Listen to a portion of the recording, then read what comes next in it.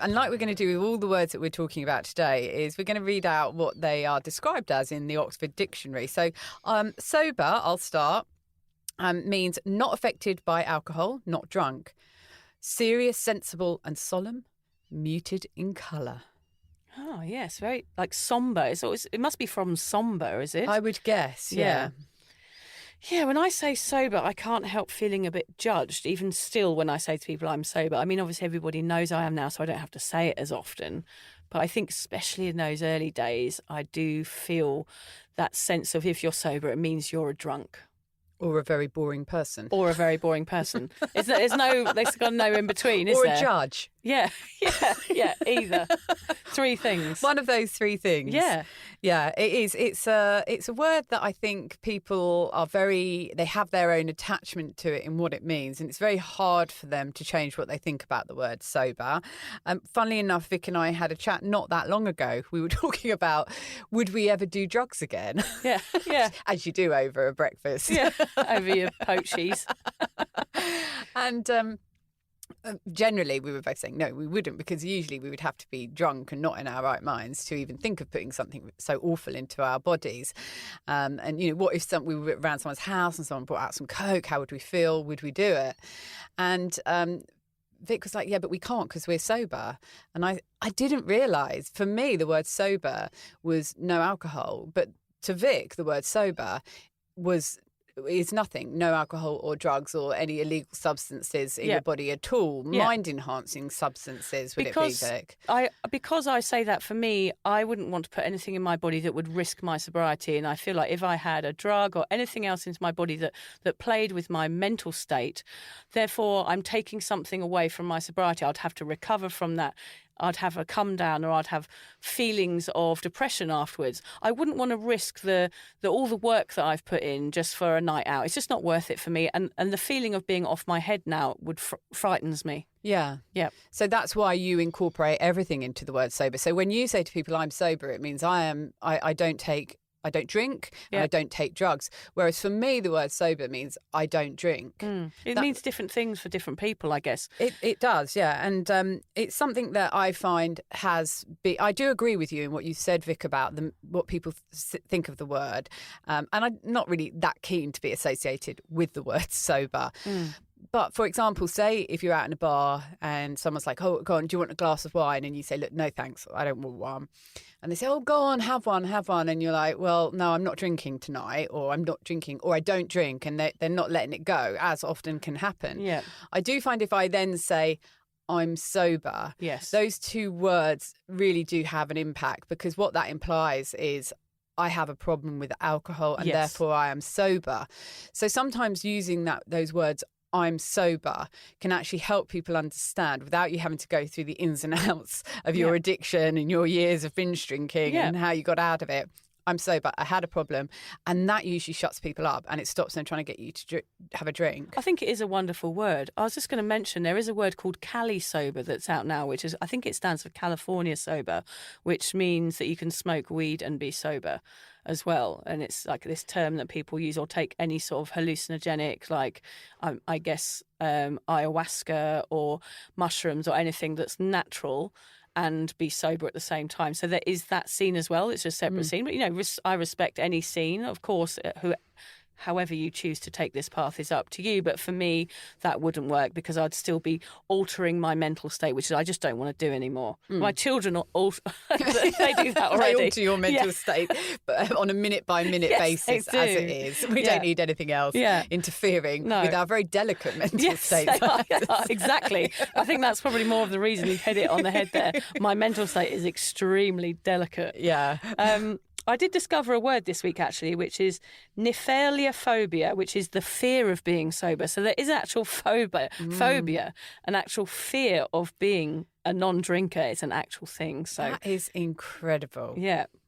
Wow. So, yeah, I mean, the more and more words are coming up into the English dictionary around not drinking because it is becoming such a popular thing to do with people. I think I was a nephalophobe for a very, very long time. I definitely was, yeah. I've got to work out how to say that properly before I mention it on this podcast or anywhere I should have in public. practiced a bit more. It's probably not right. Yeah, so my general feeling about the word sober now is that I love it and I'm proud to be it, but it's taken me a little bit of time to understand it and embrace that word.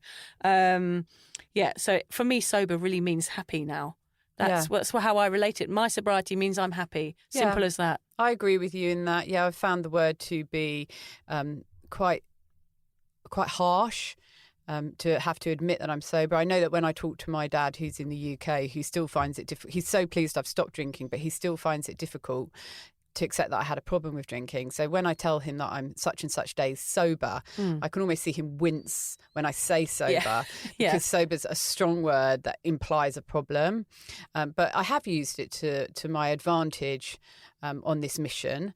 And I'm with you there that the word sober is an okay word to use. Yeah. I think we have to embrace it because we're going to be using it quite a lot. Yeah, it's what we are now. It's our identity. It's our lives, yes. I identify with it now. I didn't before when I was a drinker because it scared me too much. Yeah. But now I understand it. But interestingly that we both had different views of what it was. I thought it was just alcohol. You thought it was alcohol and drugs. And it can be whatever anyone wants it to be. Yeah, as long as you're using it in a healthy way, I would say. Yeah.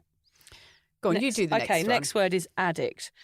Oxford Dictionary explanation: a person who is addicted to a particular substance, typically an illegal drug, or an enthusiastic devotee of a specified thing or activity, a self-confessed chocolate addict. I think I'm more of the second than the first. I still, I'm a bit of a chocolate addict still. So I suppose that's interesting, the example they've given there, because when you think of addict, you immediately think crack, heroin, alcohol, but they've used chocolate. So you could be addicted to pretty much anything. I mean, apparently you can get addicted to tuna. Oh, did you know that? Apparently there's something in tuna that is addictive. What, on porpoise? Oh, sorry, Lucy, that was a bad one. Yeah, the connotations for addiction can sometimes be a bit strong, can't they? So I just loved that word. That was so funny. Stop. Don't laugh at my bad jokes, Lucy. No, I love them. I love your bad jokes. So addict. I don't think I'd call myself an addict. What about you? Oh, yeah. Yeah, you I would? have. Yeah. Well, I don't think I'm an addict now. I get it. It's a pretty horrible and harsh word, isn't it? But it helped me. In fact, I'd say that accepting that I was an addict and I was addicted to alcohol was a huge turning point for me in getting sober. It made me understand the seriousness of the situation I was in. And it also made me be a little bit kinder to myself. I wasn't just your everyday person who was struggling with alcohol. I was addicted to it. And addiction is a physical thing that you are fighting against. And in some cases, and for some people, it is impossible to win that battle. I guess the word battle's quite interesting there. It made me realise I had a battle on my hand. I was addicted. I was fighting against something that had happened to me, something that I had become. And I still do have an addictive nature. So I wasn't particularly surprised that I'd become an addict, but I was shocked that is where I was sitting in my 40s as an addict in this world. It frightened me and it made me take action. There's a lot of shame around that word. Like for me, it's different to you that I would say, I think I was mentally addicted to alcohol, less than a physical thing, but I don't know. But mine was more of the, I cannot live without this, not because my body was telling me that, it was because my mind was telling me that. So I had a different form of addiction to you, I think, whereas I needed it mentally, which is strange, isn't it? Yeah. But no matter what, in both those situations, there is shame around that word to say, look, I'm an addict, to put your hand up and say, look, this is me and I'm an addict, which is why a lot of people don't do it. So that's the weight of words right there is huge because we're not putting our hands up for support and help because we're so ashamed to actually use these words. Yeah, and if you can't accept, and we've talked about it before, if you've got a problem, the first stage to sorting it is acceptance. Yeah. And accepting that you're an addict, whether it be mentally or physically or both, it's just a powerful thing that makes you take action. And also we're living in a society that's trying to make us think we're not addicts. Like the television programs that we're watching, the movies and everything, they want us to keep drinking because that's what we're told to do as a culture, as a society when we go out, is to drink. So it's very, very hard to identify what you are. And when the words are so strong and so heavy, it's hard to grab hold of one of them and say, right, that's who I am. So we're going to talk about a few other words later on, but that word, it is very difficult for people to confess up to, I think. Because sometimes when we do confess up to and say, look, I think I'm addicted to alcohol or I'm an addict, people can laugh. Yeah. Well, you're just the same as everybody else. And you are the same as everybody else, and they're all addicts as well. Yeah, probably to some extent. Yeah, to some extent. If you have a glass of wine every evening and you can't get through your evening without really wanting that glass of wine, then you are addicted to it in some form, the same as we are to a cup of coffee in the morning. And a chocolate in the evening. So a powerful word, but again, for me, it's been something that has been strong enough and horrible enough to make me realise the mess I was in and move forward and onwards and upwards. Yeah, so that's really good that you managed to get your head around that word and accept it as something that you were. Whereas perhaps I know I am deep down probably an addict. I have been an addict, but that word for me is it's too extreme. Yeah. And that's fair enough, isn't it? That's fair enough to feel that way. It doesn't mean you're not going to get sober, because look at you, you're nearly 4 years sober, but you never, ever managed to accept the word addict.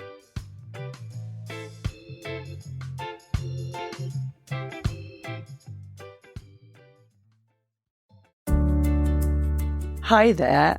I wanted to tell you about a podcast that I think every single one of you will benefit from. It's called Therapy Works, and it's hosted by me, Julia Samuel. I'm a best-selling author and psychotherapist. I invite you into my therapy room where I speak to either a known or unknown guest. Topics range from the difficulties of divorce, a life-changing illness, to the struggles of motherhood. Search Therapy Works now wherever you get your podcasts and subscribe to make sure you never miss an episode.